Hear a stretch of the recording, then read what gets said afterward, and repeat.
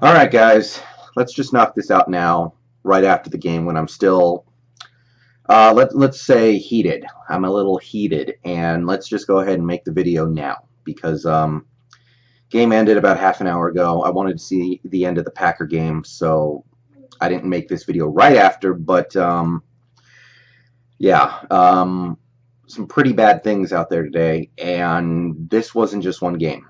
This was not just one game. This was in my opinion, this is a sign of some very troubling trends that they're not going to go away later this season, I don't think. Where do we start? I don't even know where to start with this one. There is no area of this football team that is exempt from being the subject of disgust right now because, okay, let's just go down the individual units. Offense. Look, if you started Russell Wilson in your fantasy league, I did in one of my leagues, good for you. You're going to look at the number of fantasy points he put up tomorrow, and you're going to be like, that guy did good. That guy played a great game. Good for you. But do not chug the Kool-Aid on that shit. I watched that game. He stat padded in the second half when the game got away from us completely, when we completely opened ourselves up to being down 3 touchdowns. Okay? I watched the first half of this game too. And that stuff that he did, it doesn't get reflected in your fantasy league, but he was missing open receivers. He was missing big plays. He was, completely he just had no comprehension of risk versus reward. It was bad, guys. It was at the point where I was completely convinced he was playing injured by basically the 2-minute warning of the first half. I was like, this dude got injured against Green Bay. He's trying to hide it, but there's something not right with this guy. And in a game like this, that is completely unacceptable. And I know we put up 27 points. I know we scored 4 touchdowns in this game. I know a lot of people are going to look at this game, especially the second half, and be like, oh, the offense finally started to figure it out. I don't care. The defense, the ownership, the everything about this team deserves better than what we got in that first half. So I don't want to hear effusive praise for the offense and Russell Wilson after this game because he played okay. He made some plays at the end, help us get back in it, but I'm telling you this, he has not impressed me at all this season, and there was a point late in that second quarter where he was playing so bad, I thought he was injured to the point where he just needed to be taken out of the game. That's really how bad it got for a little bit there. I want to sing the praises of the offensive line. I really do, because the offensive line was much improved today. Wilson got sacked once. He got an intentional grounding flag once. But even through all the improvements, Jermaine Ifedi with the penalties and whiffing on the stunt, his whiff on a stunt block that most NFL linemen should be able to make killed a fourth quarter drive that almost ended in a touchdown that might have won us the game at the end. We don't know now. So I want to give credit to guys like Reese Odiombo, Ode Ibushi, Justin, Luke Yokel. I do, because they did play much better today, but Ifedi is still such a big problem on this line. It's so hard for me to say nice things about the line. And then you have Justin Britt. He's going to block good today. He's going to do a pretty good job blocking, but he's going to have problems snapping the ball. There were 3 or 4 bad snaps in this game that were pretty much all negative plays because of the bad snaps. Can't have it. But I'm telling you this right now, the biggest problem in this game, I go easy on this guy like nobody else. I try to be nice, but today, more than I have ever seen before, Darrell Bevell had the opportunity to try to control this game on the ground, and he basically turned into Andy Reid in that first half, where We were throwing the ball 80% of the time with a quarterback who was clearly not in rhythm, and we were just throwing the ball on 1st and 10. We were throwing the ball on 2nd and 7. Weren't trying to establish any kind of a running game when the running game, at least early in this game, was working pretty well. Chris Carson was having some nice carries. Chris Carson was producing. And then we would go to the passing game, and it would be pass, pass, pass, punt. And I give Bevel shit for a lot of things, but I don't know if I've ever seen him do that. Abandon the run when it's working in favor of a pass game that is not working. So he gets to be in the barrel this week too, more than anybody else on offense. I can criticize Russell, I can criticize Affetti, I can criticize Britt, but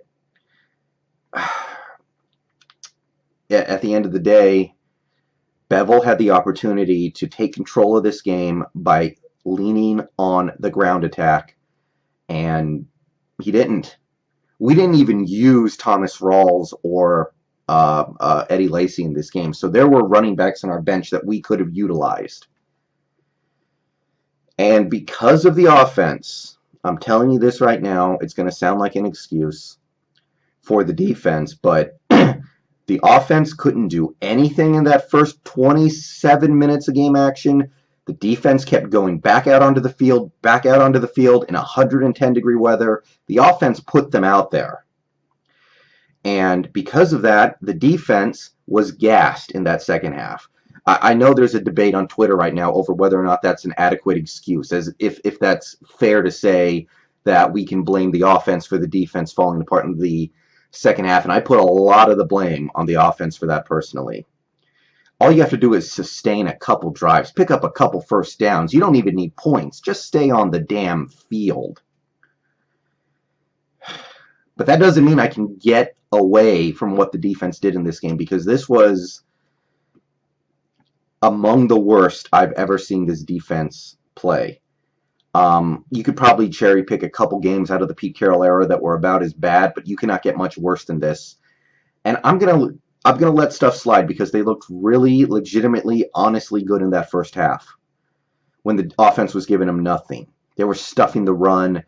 They were covering receivers. They were forcing incompletions. They were blowing up screenplays in the backfield. Bobby Wagner, KJ Wright, Earl Thomas, Cam Chancellor, Richard Sherman, Shaquille Griffin, those guys came to play in that first half. But I can't get away from what happened in that second half. I know the offense was terrible, but while I'm going to explain their sucking in that second half, mainly the third quarter, by the offense, what they did in the first half, I'm still not going to excuse them for letting DeMarco Murray run for a 75-yard touchdown. I'm not going to forgive the piss-awful run defense we had pretty much the entire second half. Derrick Henry, DeMarco Murray, even a little bit of Mariota just chewing us up on the ground. I'm not going to excuse the Rashard Matthews 55-yard touchdown on a screen pass where we had multiple opportunities to bring him down and there was just minimal effort. I'm not going to excuse the absurd offsides penalties, which I don't think any other team in the league has to deal with stuff the way we do when it comes to penalties. I can't let go of the wide-open Jonnu Smith 24-yard touchdown reception where he just beats the coverage by about 15 yards. I can't get away from the fact that they didn't force a single turnover, that we did not touch Marcus Mariota once this whole damn game, basically. 0 sacks, maybe 2 pressures the whole game. I don't know if he got hit once other than when he was scrambling. You can definitely justify a lot of it with the offense, but there were some tackling problems out there. There were discipline problems out there.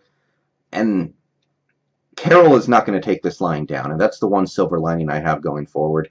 Carroll will not take this line down. He is sickened by the way in which this defense is just completely getting gashed. He will deal with offensive struggles, but he will not deal with these defensive struggles, so I expect some heads to roll this week, and I expect to hear a little bit about it because Carroll's not going to make the excuses that I am for them. He's going to be livid about the way that the defense performed out there, even with all the excuses you can make for them. But that's the offense, that's the defense. That wouldn't have me so upset by itself normally, because we didn't play very well. We made a lot of mistakes. We lost a close game. I can still look at the silver linings if I wanted to. Wilson played a great last 32 minutes. I do believe the running game and the offensive line is improving. Doug Baldwin had a great game before he got hurt. Jimmy Graham played big. C.J. Prosise made a big play in the passing game. Luke Wilson, Tyler Lockett, Paul Richardson, he dropped a pass or two. He's got to bring in that late touchdown, but the receivers, we're seeing some stuff there that's positive. Defensively, the first half was legit. We were stuffing the run. We were winning some battles against the offensive line. We were covering receivers in the secondary. We were executing those things great, and if this was just a loss, I would just be like, okay, let's move on to the next week. We made some mistakes that hurt us, but we still have the talent and the capability to be a great team. The problem is the discipline on this team. More than anything else, that is what has me concerned about the future, because right now I feel like the inmates are running the asylum. Some of these players are not listening to their coaches. Some of these players are not learning anything from practices. They go out there, and I swear to God, they don't practice all week. And it is that lack of discipline that leads me to believe this team is closer to mediocre than they are to great, and that we are headed towards a disappointing season that ends with a bunch of people getting fired. Okay, early in this game, Marcus Mariota throws a pick to Cam Chancellor. It gets called back because Sherman pass interference, which I understand. It was questionable. I mean, it was arguable that the pass was completely uncatchable by Eric Decker. It was arguable that Eric Decker ran into Sherman. I'm fine with that. But the flag comes out. Richard Sherman rips his helmet off. Richard Sherman's been in the league for years and years now. He knows that he can't do that. So he gets another 15-yard penalty tacked on to that. Now, if you want to argue that the pass interference call was bullshit, that's fine, but you can't rip your freaking helmet off like that. That's a complete lack of discipline and a complete lack of understanding that your frustration is going to hurt the whole team when it doesn't need to. And then you have the offsides penalties. I swear to God, no other team in the league has to deal with it like this. We had I think, five offsides penalties today, and we weren't playing Aaron Rodgers. We were playing Marcus Mariota. And that might not bother me so much if we were actually getting a little bit of pressure on Mariota, but we didn't touch him all day. So what's the point of jumping offsides 5 times a game if you're not going to get pressure on him anyway? If you're not going to get any pressure, then at least just look at the ball and don't move until the ball moves. The game ended on a 12-men on the field penalty, by the way, which was hysterical. Like, the game was effectively over anyway. They were punting the ball with 11 seconds left, up 6, but we get 12 men out there on the field, and it just kind of summed up the whole day, even if maybe the individual play itself didn't matter that much. So I have to look at these coaches, guys. I don't see other teams in the league having to deal with this stuff. I don't see the lack of discipline, the penalty after penalty after penalty. We were penalized for 10 penalties in this game. We got called for a whole bunch more that got declined. We had 2 plays today where we amassed 3 penalties in 1 play. Richard Sherman had 3 penalties on him on 1 play today. And look, I know the referees are terrible. I have disagreements with some of the calls they made in this game and some of the no calls. That's fine. If you want to argue that the referees are missing some stuff and seeing some things where things aren't there a few times in this game, I'll be right there with you. A lot of the stuff is legit. The offsides penalties, I mean, if no other team in the league is having offsides penalties like we are, then I don't want to hear any excuses for why we are, because it's not like we're getting pressure on the quarterback 20 times a game. And it's that discipline problem. It's, the special teams penalties. We have special teams penalties every other kickoff and punt return. That is what concerns me. That is what hurts the most. So right now, I'll tell you this. I was very high on this team coming out of the preseason. That's done. That is done. This game, not just for the loss, not just for the way the offense looked in the first half or the way the defense looked in the third quarter, has me officially readjusting my expectations way down. If you got Super Bowl in your mind, I'm telling you, take it out, because forget the way the team played today in terms of passing the ball, running the ball, stopping the run, passing the run. Just think about the discipline. Think about the lack of respect for, your teammates when people are ripping their helmets off after the play to yell at referees, when they're getting into scrums with the other Richard Sherman, I don't know how the hell he didn't get ejected in this game. He almost got ejected twice in this game. I have no idea how he finished it, but the fact that he's putting himself in position to where he can do that it's a big, big problem. And he's not the only guy who is, in my view, just showing no respect for authority and no respect for